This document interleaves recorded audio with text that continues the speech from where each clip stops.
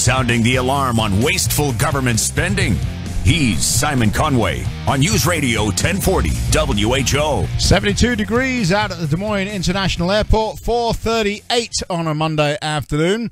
Very pleased to welcome back to the Simon Conway Show, Mark Meckler. He is the founder of Citizens for Self-Governance, and he is a guy that really wants us to get the Convention of the States up and running. How are you, Mark? I'm great. Good to be back with you, Simon. Good to have you back, sir. So tomorrow is the last day we pay our state legislators per diem, which means it's not going to be long after that when they get done. What are the chances of us getting the Convention of the States language done? Look, I think the chances are really good. We're done in the House.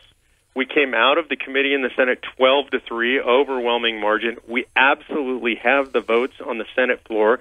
The only question is when they're going to bring it up for a vote. We have the overwhelming support of the Senate President, Senator Whitver. We're really grateful for that.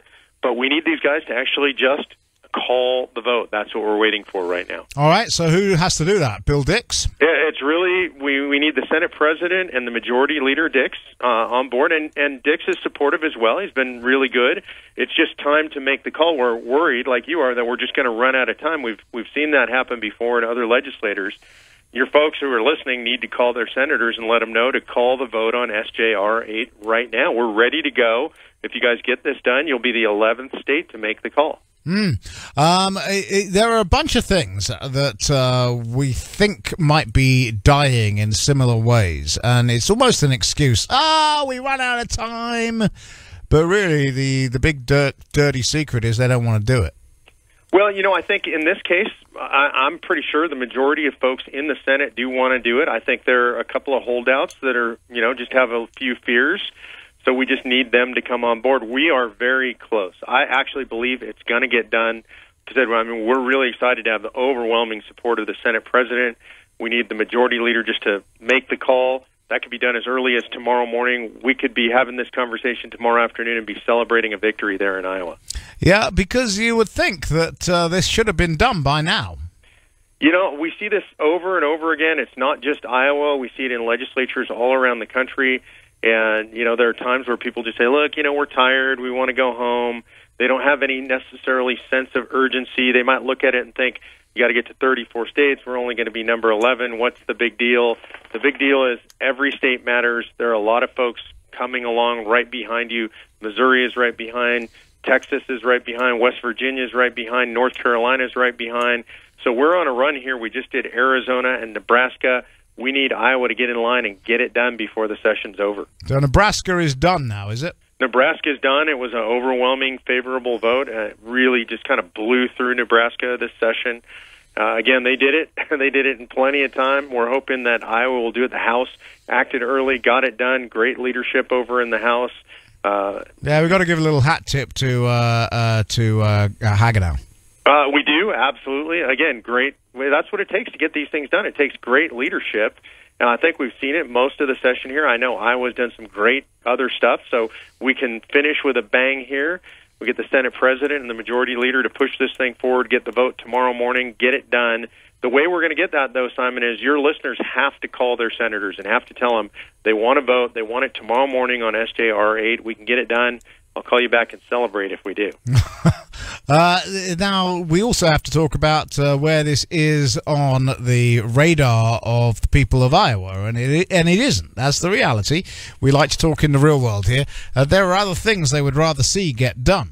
Medical marijuana being one of them. They really want to see that get done. They want to see the traffic cams banned in the state of Iowa. That they want that to get done. They want good, strong, eminent domain language, which again sailed through the House, stalling out in the Senate, and then there's the other side of it that you've got conservative people who are concerned. We've had this particular part of the conversation before, Mark Meckler.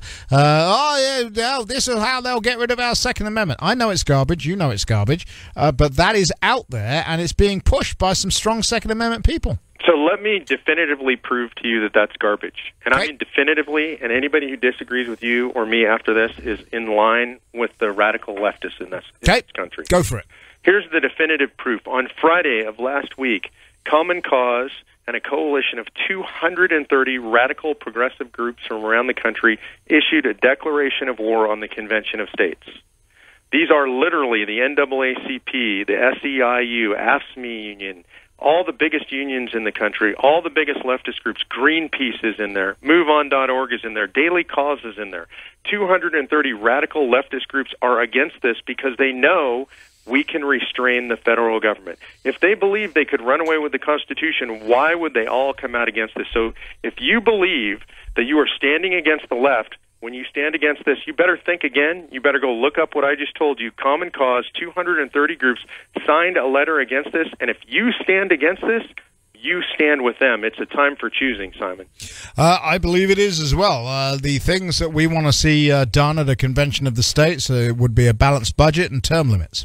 Balanced budget, term limits, and here's my most important, is a limitation on the power of the federal government to do stuff. For example, the federal government, in my opinion, has no constitutional right to be involved in education. Mm-hmm. We need to say that explicitly.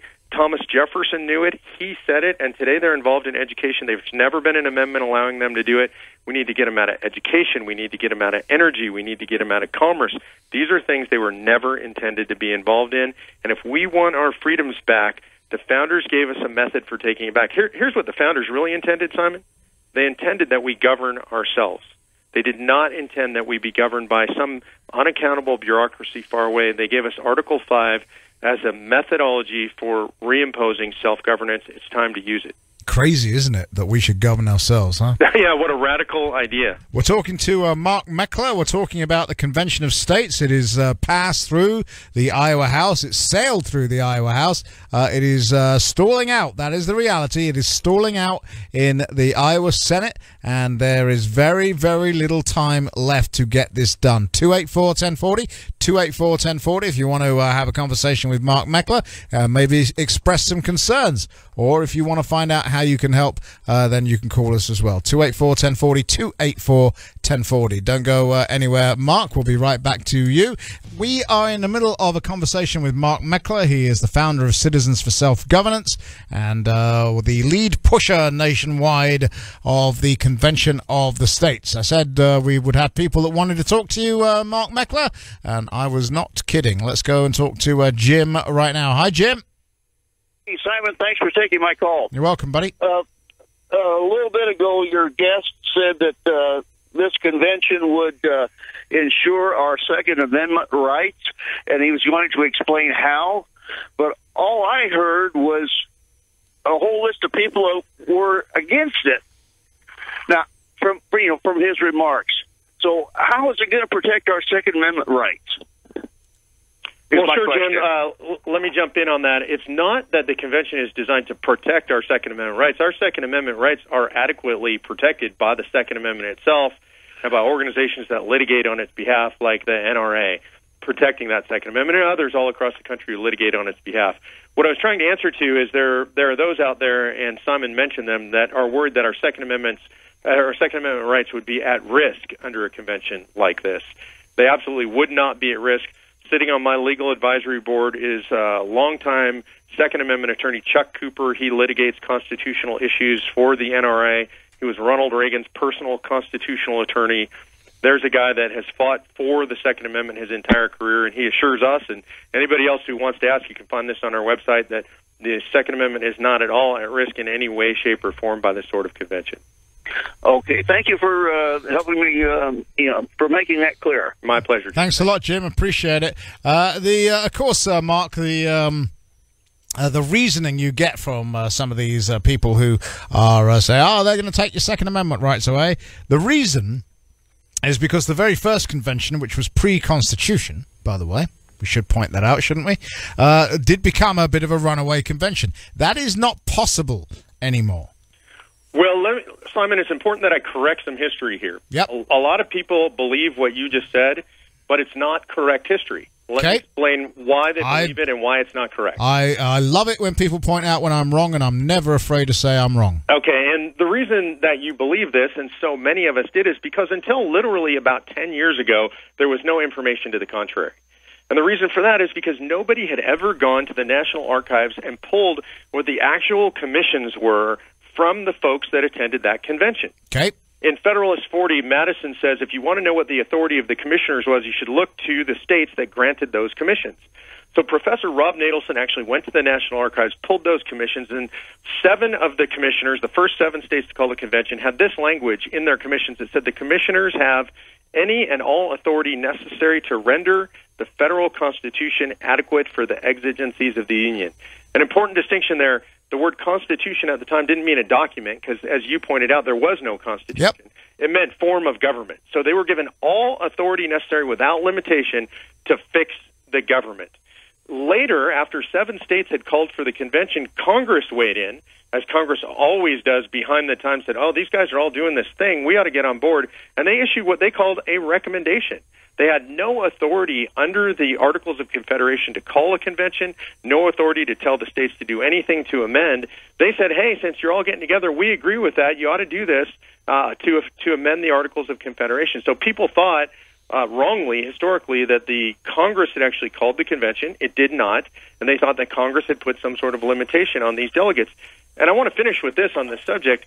It is outrageous to imagine that our founding fathers, men who placed such a high price on honor, that they would have these limitations on them and then go to Philadelphia to this convention and then just do whatever they wanted.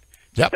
It's outrageous, and the reality is they followed exactly what they were told to do. There was never a runaway convention in 1787. And of course, the other thing is that the language in which is being hopefully passed in Iowa is very, very specific. Why don't you tell us what's in that? It is very specific. So what it does is it proposes 3 subject matter areas that can be discussed at convention, and only 3. It's limited to this. Anything that would impose fiscal restraints on the federal government. You mentioned a BBA. One of my favorites is imposing generally accepted accounting principles so we get real numbers out of the federal government. Yes. You can impose tax caps and revenue caps based on inflation and population growth. These are real limitations. The second is anything that would impose power or jurisdiction limits on the federal government. So anything that would say the federal government may not do this any longer. You cannot expand federal government power. You can only limit it. And the third is anything that would impose term limits on the federal government. That would include Congress, the federal courts. I think very strongly that the Supreme Court needs to be term limited. And importantly, the bureaucracies. These are federal officials that need to be term limited. They shouldn't be there for 30 or 40 years. I would agree with all of that. If you would like to have this conversation, well, you can. You could check out the website. Why don't you give that?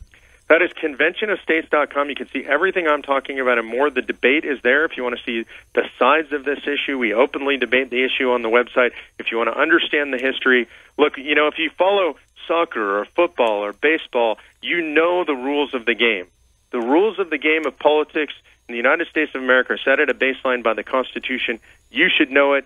You should know how to play by the rules. Article 5 was given to us as the ultimate rule to allow us to reassert self-governance as the people. We need to participate in that game. I mean, that is the point, right? This is in the Constitution. It's there for a reason, and so that's why we should support Article 5. Because the bottom line is, we essentially have a monarchy. Now, there's a whole bunch of people running a monarchy these days, but it's still a monarchy. And the one thing you absolutely, positively know that our founders did not ever want was an elite running our lives.